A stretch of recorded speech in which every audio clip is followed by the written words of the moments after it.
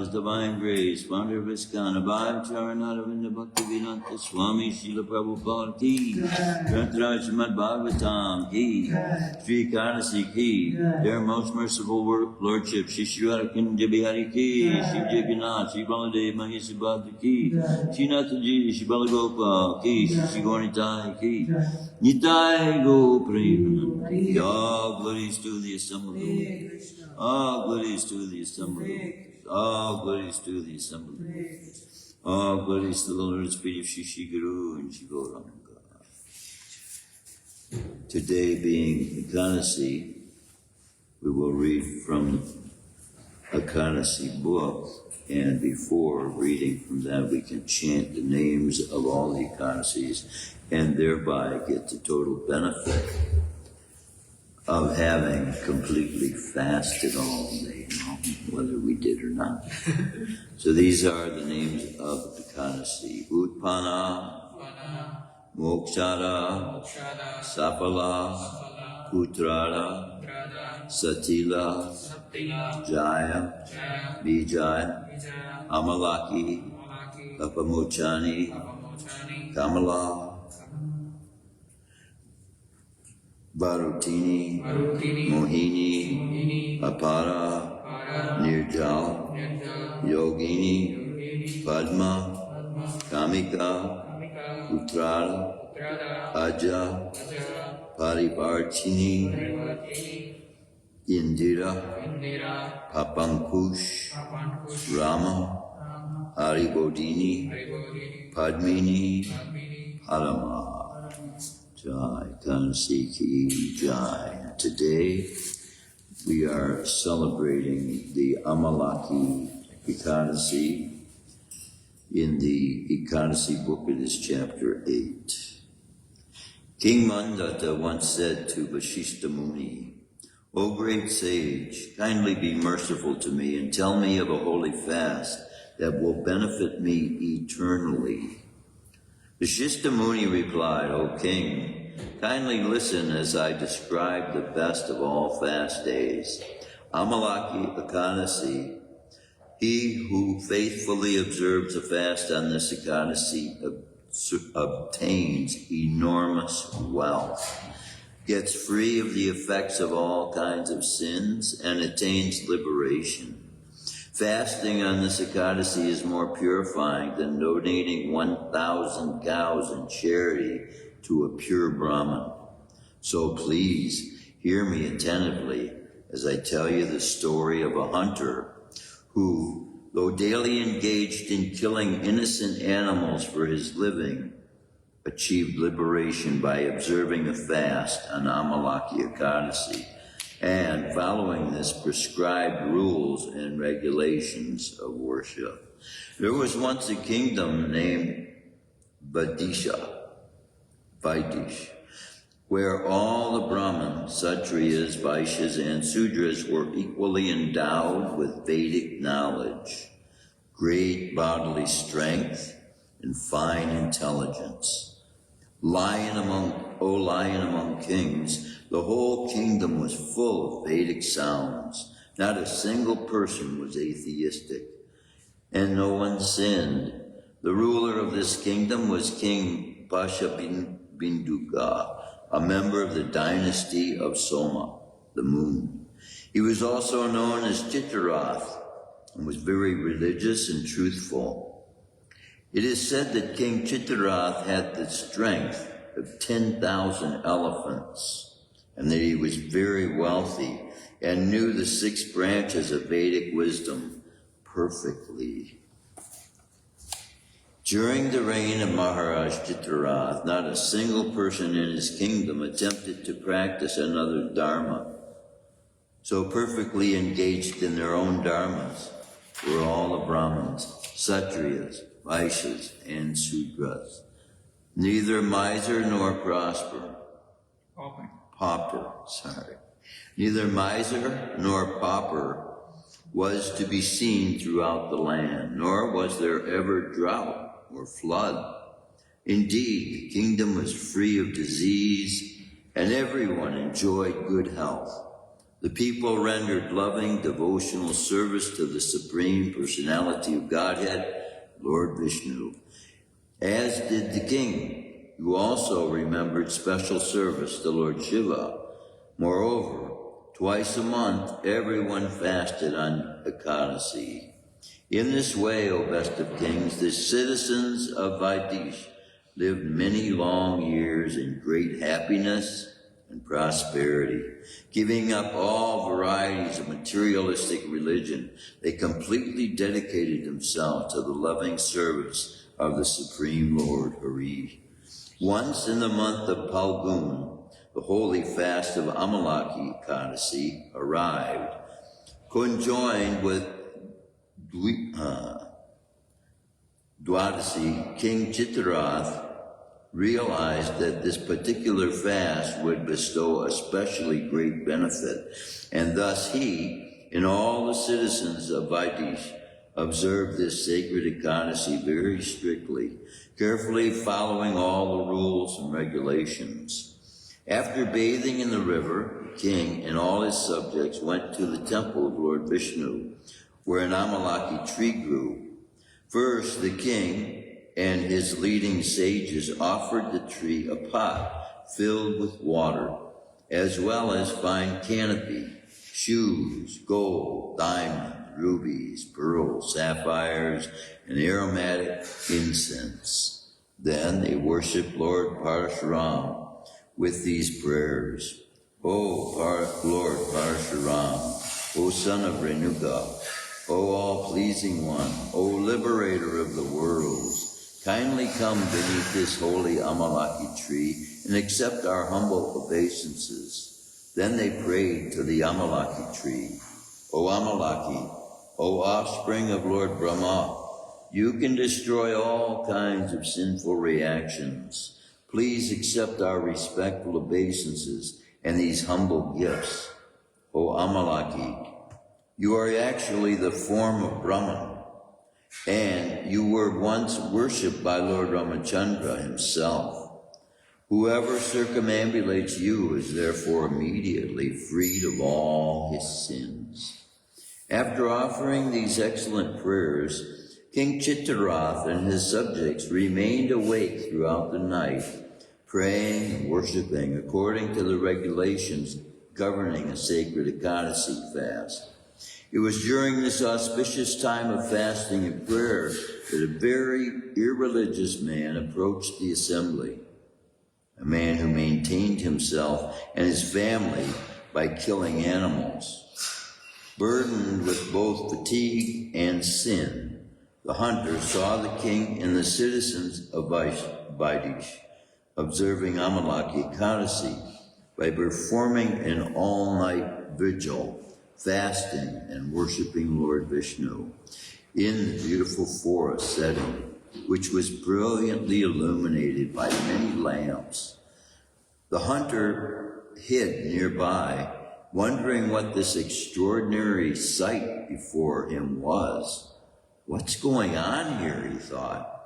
What he saw in that lovely forest beneath the holy Amalaki tree was the deity of Lord Damodar being worshipped upon the darshan, the ashan of a water pot.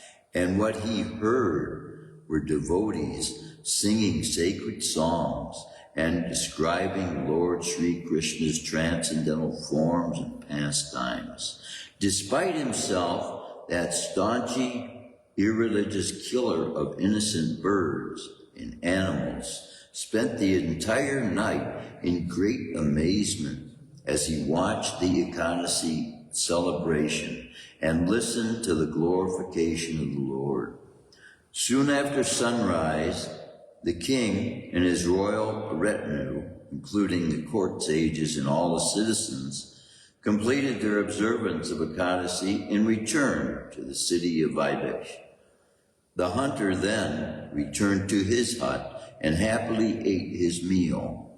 In due time, the hunter died, but the merit he had gained by fasting on Amalaki Ekadashi and hearing the glorification of the Supreme Personality of Godhead, as well as by being forced to stay awake all night, made him eligible to be reborn as a great king, endowed with many chariots, elephants, horses, and soldiers. His name was Vasurath, son of King Vidurath, and he ruled over the kingdom of Jayanti. King Vasurath was strong, fearless, as effulgent as the sun, and as handsome as the moon. In strength, he was like Vishnu, and in forgiveness, like the earth itself, very charitable and ever truthful. King Vasurath always rendered loving devotional service to the Supreme Lord, Sri Vishnu. He therefore became very well versed in Vedic knowledge, always active in the affairs of the state, and he enjoyed taking excellent care of his subjects, as though they were his own children. He disliked pride in anyone and would smash it when he saw it. He performed many kinds of sacrifices, and he always made certain that the needy in his kingdom received enough charity. One day, while hunting in the jungle, King Vasurath strayed from the footpath and lost his way. Wandering for some time and eventually growing weary, he paused beneath a tree and, using his arms as a pillow, fell asleep. As he slept, some barbarian tribesmen came upon him, and remembering their long-standing enmity toward the king, began discussing among themselves various ways to kill him. It's because he killed our fathers, mothers, brothers-in-law, grandsons, nephews, and uncles that we are forced to aimlessly wander like so many madmen. So saying, they prepared the king to kill King Vasarath with various weapons, including spears, swords, arrows, and mystic ropes. But none of those deadly weapons could even touch the sleeping king. And soon, the uncivilized, dog-eating tribesmen grew frightened. Their fear sapped their strength, and before long, they lost what little intelligence they had and became almost unconscious with bewilderment and weakness. Suddenly, a beautiful woman appeared from the king's body, startling the Aborigines. Decorated with many ornaments, emitting a wonderful fragrance, wearing an excellent garland around her neck, her eyebrows drawn in a mood of fierce anger, and her fiery red eyes ablaze. She looked like death personified. With her blazing chakra, she quickly killed all the tribal hunters who had tried to slay the sleeping king. Just then, the king awoke, and seeing all the dead tribesmen lying around him, he was astonished. He wondered, these are all great enemies of mine. Who has slain them so violently? Who is my great benefactor? At that very moment, he heard a voice from the sky. You ask, who helped you? Well, who is that person who alone can help anyone in distress? He is none other than Sri Keshava, the Supreme Personality of Godhead. He who saves all who take shelter of him without any selfish motive. Upon hearing these words,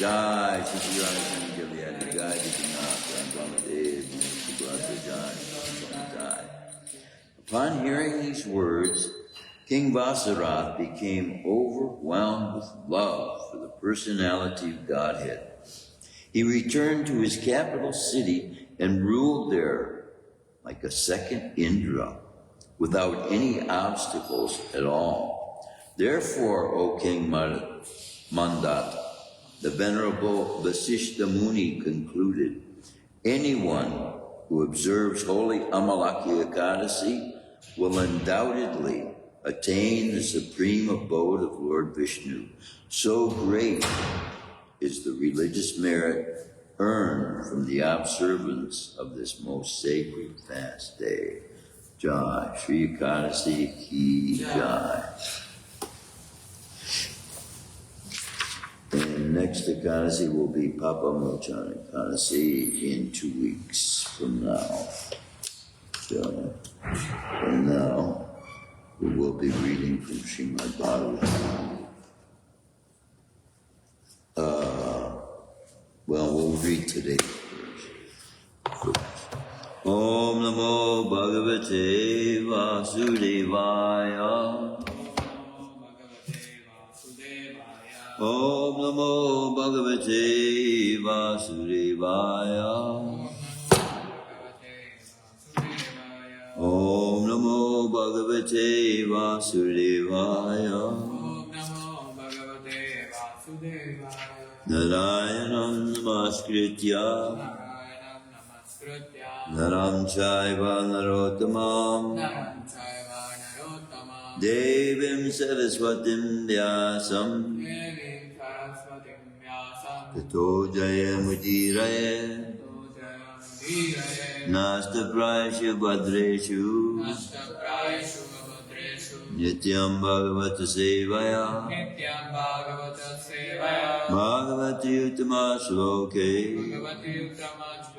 Bhaktir Bhagavati Naistiki Reading from Shrimadbhagavatam, Canto 1, Chapter 12, Text 30. Sa Esha. Why can't I see here? Sorry. It might be my eyes. I'm getting some leakage in my eyes or something. Everything seems so blurry. Oh boy, it's not helping here. Loke Vikyata Sa Esha Loke Vikyata Parikshit Iti Yat Prabhu Parikshit Iti Yat Prabhu Purvam Dristam Anudyayan Purvam Dristam Anudyayan Pariksita Narishu Iha Pariksita Narishu Iha Saesha Loke Vikyata Saesha Loke Vikyata Pariksit Iti Yat Prabhu Pariksit Iti Yat Prabhu Purvam Drishtam Anudyayan Purvam Drishtam Anudyayan Pariksita Narishiha Pariksita Narishiha Krishna Saesha Loke Vikyataha Saesha Loke Vikyata Parikshit Iti Yat Prabhu Parikshit Iti Yat Prabhu Purvam Drishtam Anudhyayan Purvam Drishtam Anudhyayan Pariksita Nareshiva Pariksita Nareshiha Saesha Loke Vikyata Saesha Loke Vikyata Parikshit Iti Yat Prabhu Purvam Drishtam Anudhyayam Parikshita Nareshviha Saesha Loke Vidyayata Parikshit Iti Yat Prabhu Purvam Drishtam Anudhyayam Parikshita Nareshviha Sa He Esha in this Loke world Vikyata famous Parikshit one who examines Iti thus Yat what Prabhu O my king Purvam before Drishtam seen Anudhyayam constantly contemplating Parikshita shall examine Nareshu unto every man Iha here Saesha Loke Vikyata Parikshit Iti Yat Prabhu Purvam Drishtam Anudhyayan Parikshita Narisheha. Translation and purport by His Divine Grace Abhai Charanananda Bhaktivedanta Swami Srila Prabhupada. So his son would become famous in the world as Parikshit, examiner, because he would come to examine all human beings in his search after that personality whom he saw before his birth. Thus he would come to constantly contemplate him. Please repeat. So his son would become famous in the world as Parikshit, examiner. Because he would come to examine all human beings in his search after that personality Sakrata personality, who he saw before his birth. whom he saw before his birth. Thus he would come to constantly Thus we would come to constantly contemplate him. contemplate him. So his son would become famous in the world as Parikshit, examiner, because he would come to examine all human beings in his search after that personality who he saw before his birth. Thus he would come to constantly contemplate him. Purport. Maharaj Parikshit, fortunate as he was, got the impression of the Lord even in the womb of his mother. And thus his contemplation on the Lord was constantly with him. Once the impression of the transcendental form of the Lord is fixed in one's mind, one can never forget him in any circumstance. Child Parikshit, after coming out of the womb, was in the habit of examining everyone, see whether he was the same personality whom he first saw in the womb.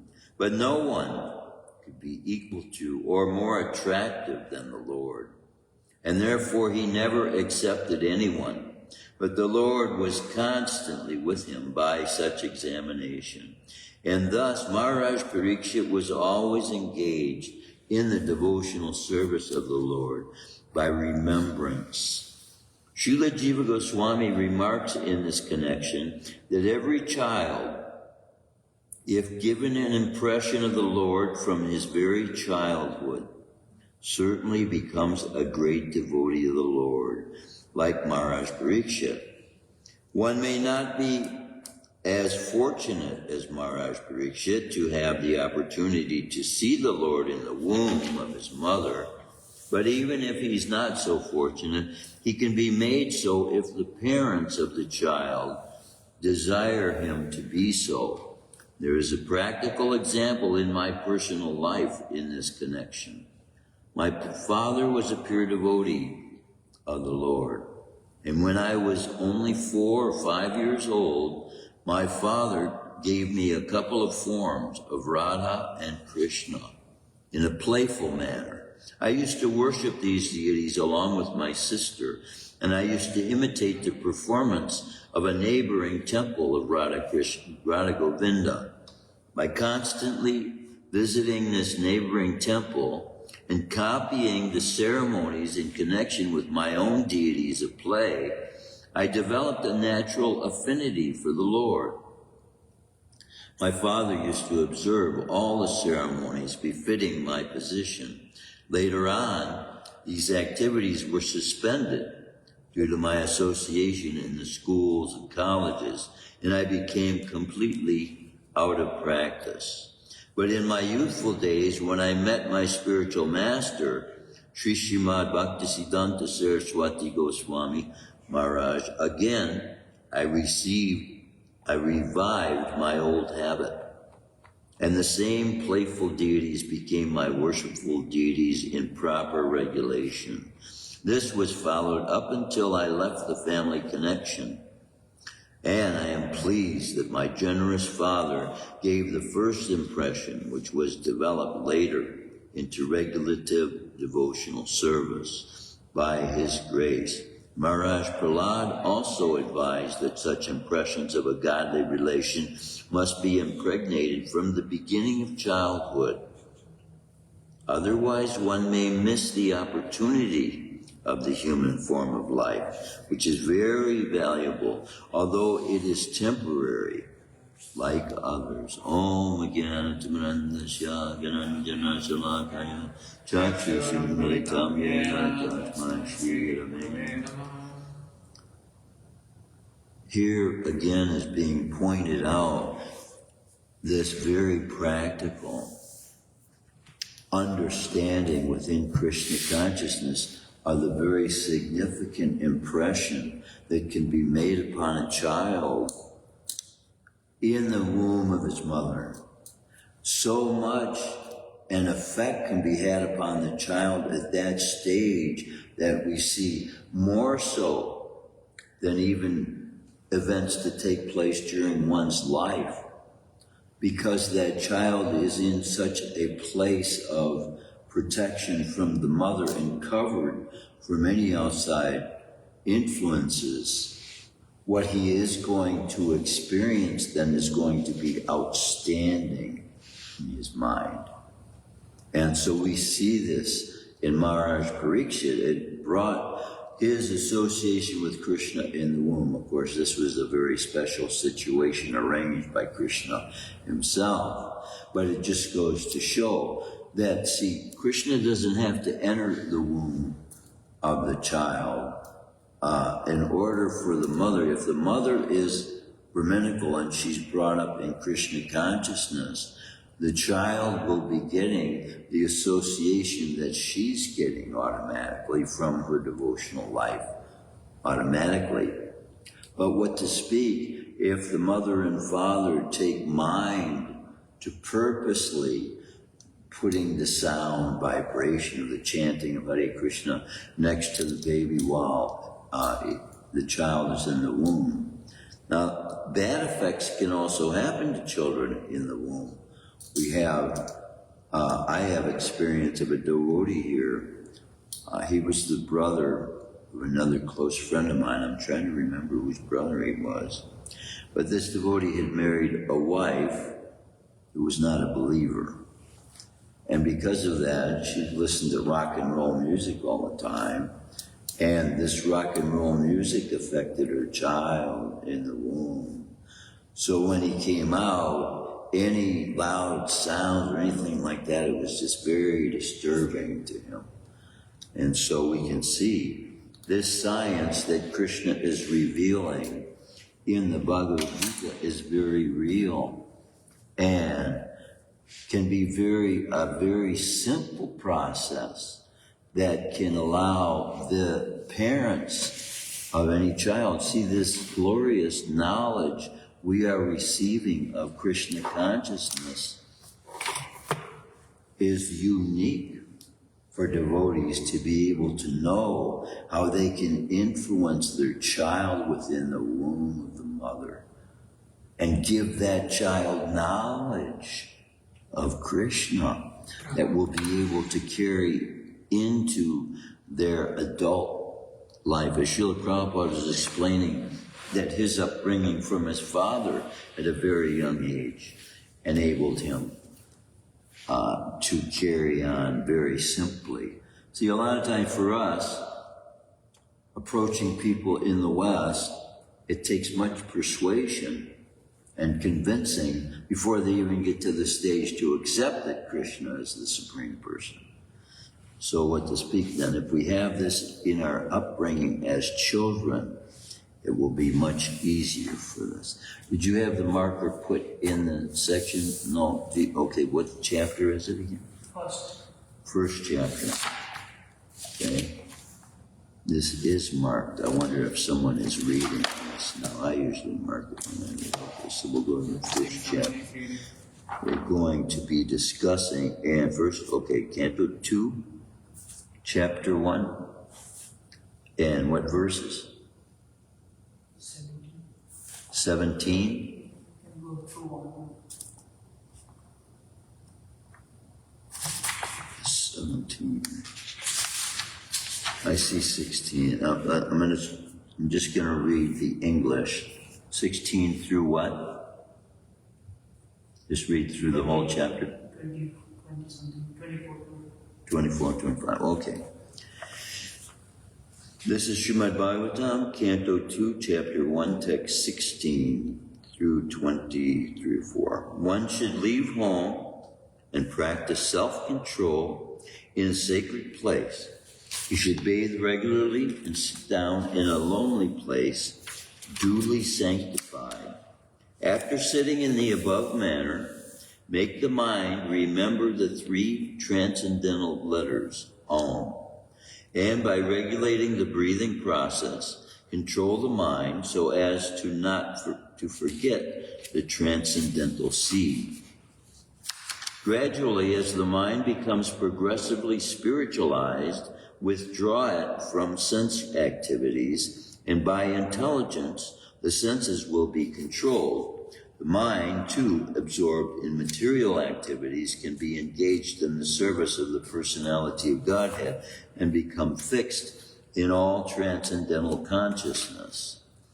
Thereafter, you should meditate upon the limbs of Vishnu, one after another, without being deviated from the conception of the complete body. Thus the mind becomes free from all sense objects. There should be no other thing to be thought upon, because the Supreme Personality of Godhead, Vishnu, is the ultimate truth. The mind becomes completely reconciled in Him only. Is this instruction being given by Narad Muni to... Sukadeva Goswami to Maharaj. Oh, to Maharaj Parikshit, okay. One's mind is always agitated by the passionate mode of material nature and bewildered by the ignorant mode of nature. But one can rectify such conception by the relation of Vishnu, and thus become pacified by cleansing the dirty things created by them. O King, by this system of remembrance, and by being fixed in the habit of seeing the all-good personal conception of the Lord, one can very soon attain devotional service to the Lord under His direct shelter. The fortunate King Parikshit, inquiring further, said, O Brahman, please describe in full detail how and where the mind has to be applied, and how the conception can be fixed so that the dirty things in a person's mind can be removed. This is being given as a prayaschitta, as a practice for the mind to become fixed in the state of concentrating upon Krishna's personal form. Sukadeva Goswami answered, one can control the sitting posture, regulate the breathing process by the yogic pranayama, and thus control the mind and senses with intelligence, apply the mind to the gross potencies of the Lord, called the Virat Rupa. Virat Rupa is His universal form, which Lord Jagannath is also in here. This gigantic manifestation of the phenomenal material world as a whole is the personal body of the Absolute Truth, wherein the universal resultant past, present, and future of material time is experienced. The gigantic universal form of the personality of Godhead within the body of the universal shell, which is covered by sevenfold material elements, is the subject for the Virat conception. Virat, again, this is the universal form of Krishna's body. Persons who have realized it have studied that the planets known as the Patala constitute the bottoms of the feet of the universal Lord, and the heels and the toes are the Rasatala planets. The ankles are the Mahatala planets, and his shanks constitute the Talatala planets. This is similar to the state the mind is put into in Gayatri as well. The knees of the universal form are the planetary system of the name Sutala, and the two thighs are the Vitala and Atala planetary systems. The hips are Mahitala, and outer space is the depression of his navel. The chest of the original personality of the gigantic form is the luminary planetary system. His neck is the Mahar planets. His mouth is the Jana planets, and his forehead is the Tapas planetary system. The topmost planetary system, known as Satyalok, is the head of He, who has 1,000 heads. The sphere of outer space constitutes his eye pits, and the eyeball is the sun as the power of seeing. His eyelids are both the day and night, and in the movements of his eyebrows, the Brahma and similar Supreme Personalities reside.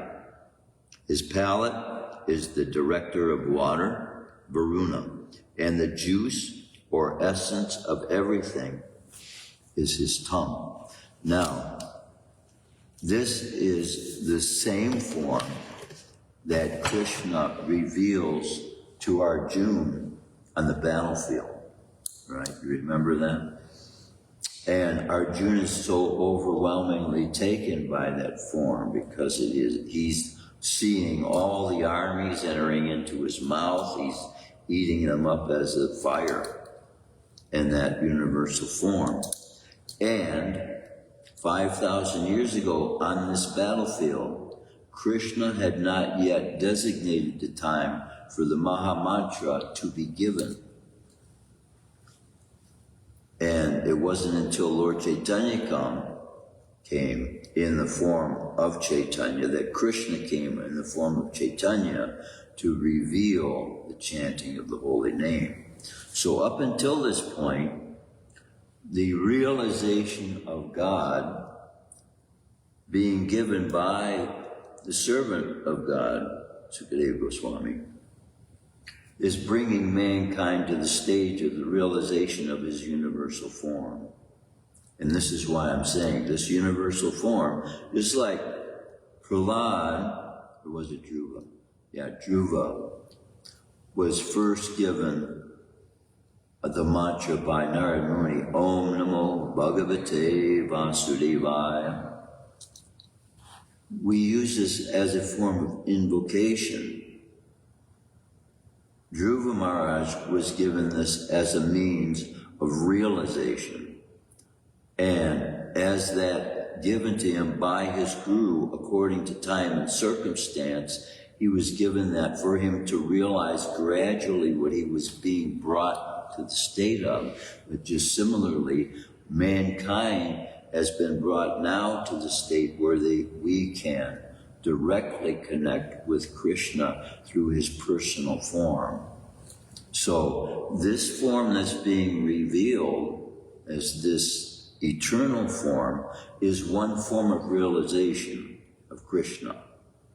But it's not the personal form that Krishna tells Arjuna to meditate upon him as when he's on the battlefield explaining to him the process of going back to Godhead.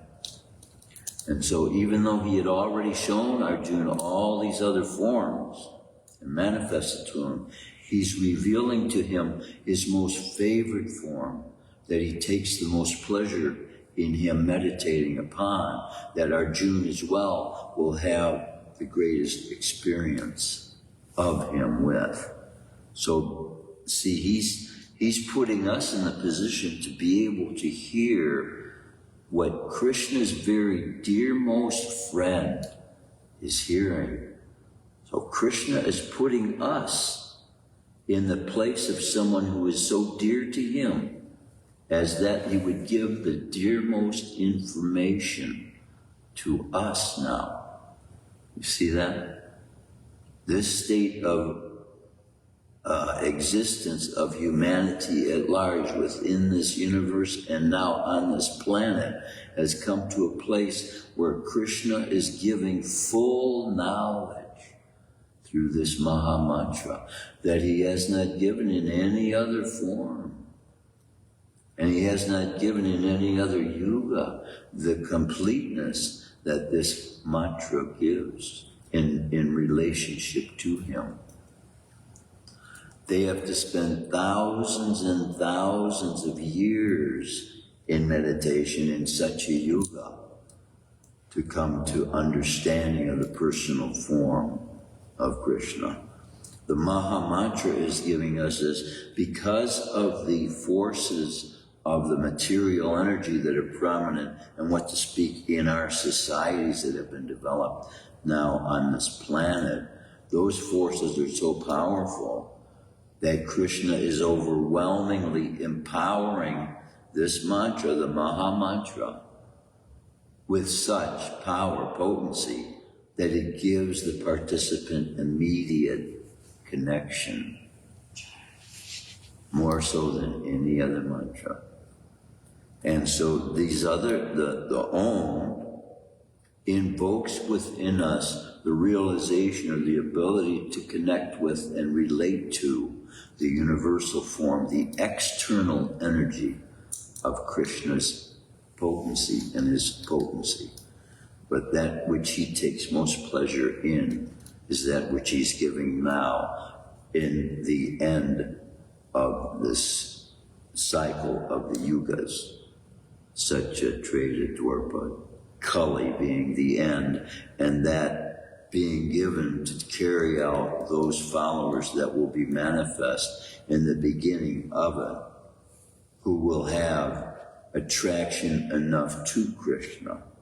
Because see, this process of birth, giving birth, has been carried so far now from its original place.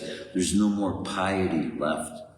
When children are born, they're born in such dark ignorance. And we're seeing here an elevated nature of consciousness being developed in the children, so that at birth, they are already of such a high, elevated nature. And that's what is going to be required in this age for us to have the faith we need to carry us through the catastrophes that are coming, and for the establishment of Krishna consciousness to take over the world. We have to become very strongly connected with Krishna personally to know how close we are, that he is giving us this very dearmost mantra, the Maha Mantra, what it is. So then as we continue chanting, we develop the appreciation for it and for what it is to Krishna, and how dear we are to him, that he would love us enough to be able to give it to us. He didn't give this to anybody on the whole battlefield. Just think about that. And those people had gained, through previous pious activities, the ability to gain his personal association, and still many of them were very offensive personally to Krishna. And see, that can't happen to you. Once you've been chanting these holy names, once you've been getting this association from Krishna for as long as you will, that won't happen. That won't even enter into your mind, the kinds of thoughts these people had against Krishna. Envious of him, thinking they should be God, thinking they should be in the place to be worshipped. And see, we have such basic understanding of how wrong this is. You could never enter in. You could never think of yourself as be taking it, right? I mean, you were even given the name Krishna, but you wouldn't put yourself in a place to say that I'm the one who should be worshipped, not Krishna. And yet, there were those who had who had direct contact with Krishna, who had that. But see, this process that we're being given automatically puts us in that very special relationship with Krishna, for it to become so dear as to become a paramour lover of God. See, the position you take, just saying in the world that you love God, to a non-believer automatically puts you in their mind as an outcast of lower intelligence, right? So this is a form of suffering, a form that all believers have to go through to express their beliefs in God in a society, in an atheistic society that we are living in. The society calls itself built on a foundation of godly principles, but in application and in comparison, when we see what God is calling us to be, what kind of people God is calling us to be, and what kind of principles he's setting forth for us to follow, we see that in comparison, every other nation is atheistic. They have no concept of the four regulative principles whatsoever. All these breaking of the regulative principles are instituted within the legal limits of all these nations of the world. They all take intoxicants. They all see sex life as something to be enjoyed by the body as a natural state of being. All the breaking of these regulative principles is built into the societies that are established in the world, which is why they are having such suffering. They're the cause of their suffering, is the desire to break the regulative principles of Krishna. And all of this being looked at by the general mass of people as that freedom which is given by God. Which is given by God. God gives us freedom to break his regulative principles. Yeah, that's what's being believed. And so that would make the regulative principles of no use whatsoever. What good are they? But Krishna gives us as a guide something kind of like, when you buy an instrument that requires instructions how to set it up. This is Bhagavatam tells us how to set up our life and what to do with it. Even everyday activities are given in there for us to be able to follow so that we don't have any questions in our mind. What should I do? How do I become spiritual? How do I become free from the bonds of birth, death, old age, and disease? It's all there, word for word, spelled out black and white for us to very clearly see these concepts that people are fighting with in the world. Should I believe in God?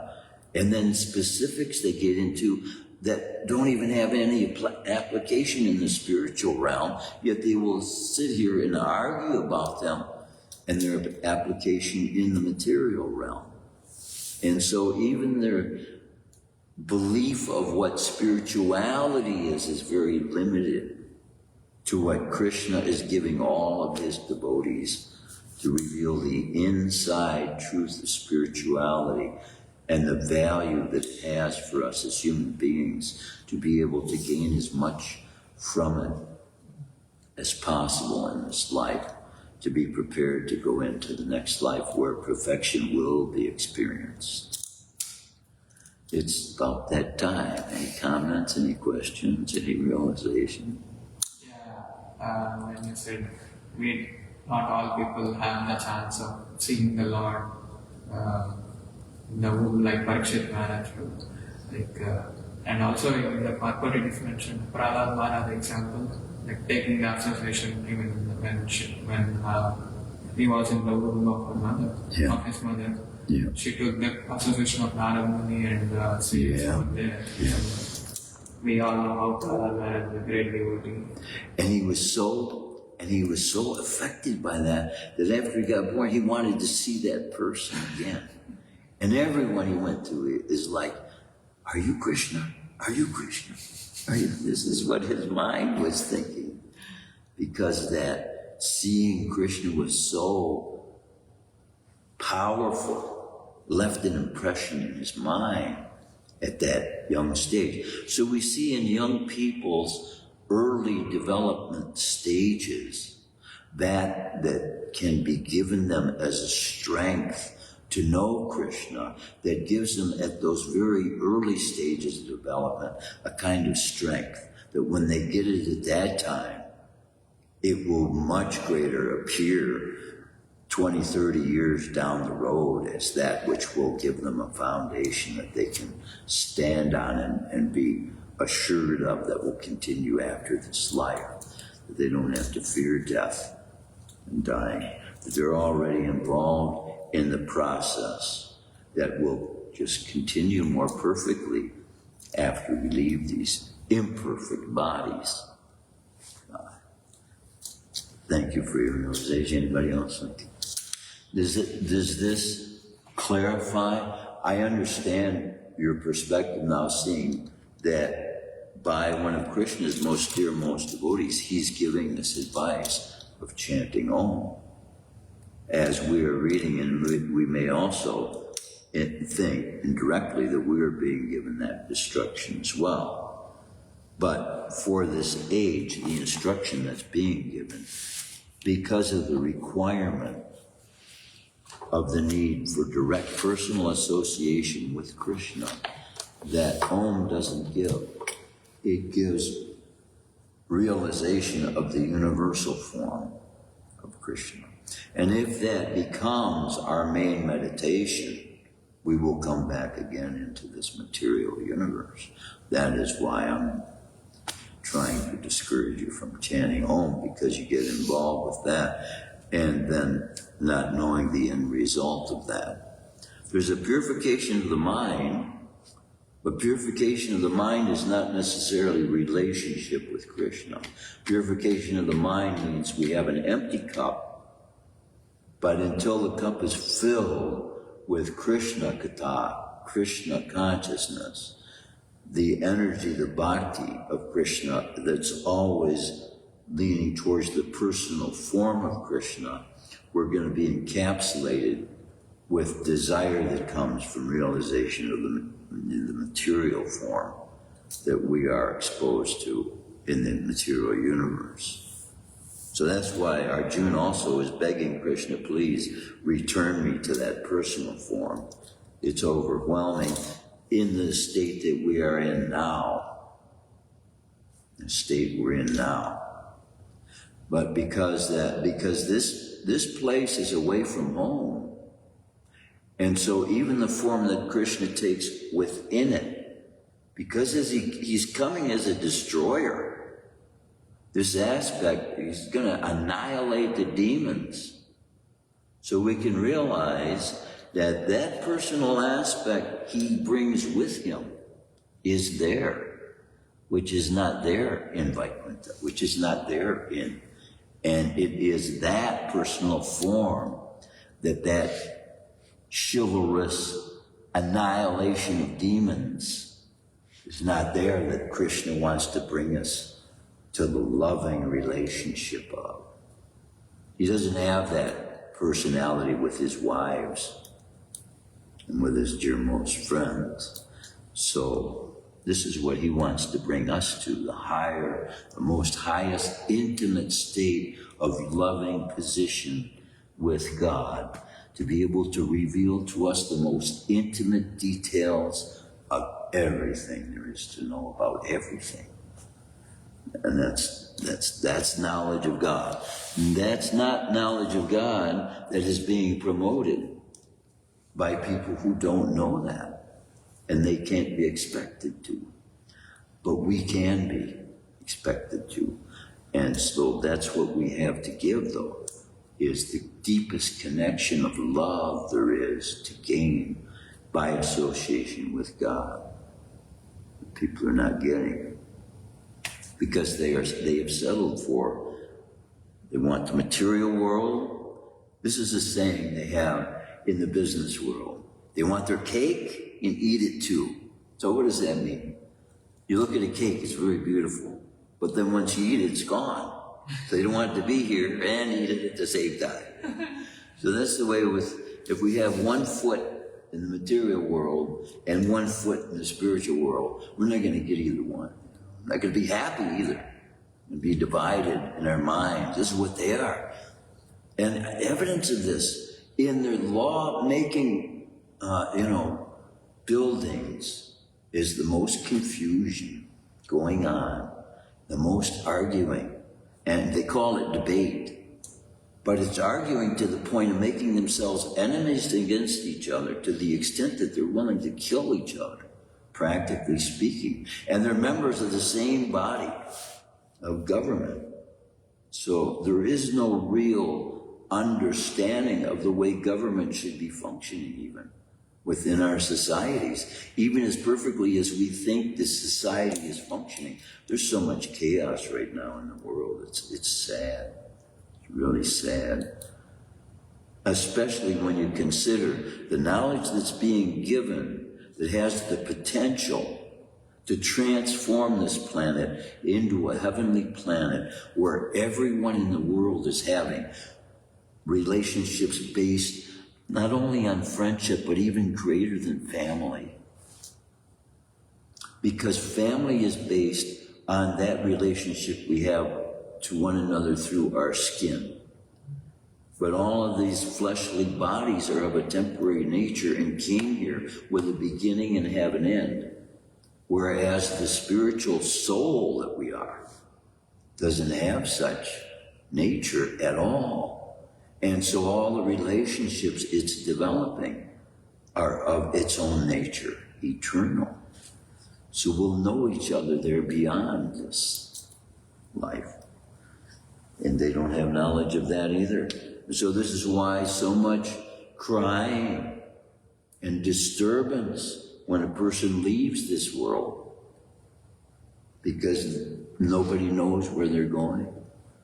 Nobody knows whether they'll be joined again afterwards. And see, we read all these stories every day, reading and studying and realizing these rejoinments with people are gifts given by Krishna to everyone that serves him. Krishna's not jealous of us, to want to keep us from being able to experience our desires. Nobody wants to give us the means to be able to develop the desires that are of the highest nature. Yes. And experience that happiness. I could go on, but I better stop. We're doing this breakfast. Shrimadbhagavatam ki jai, Srila Prabhupada ki jai.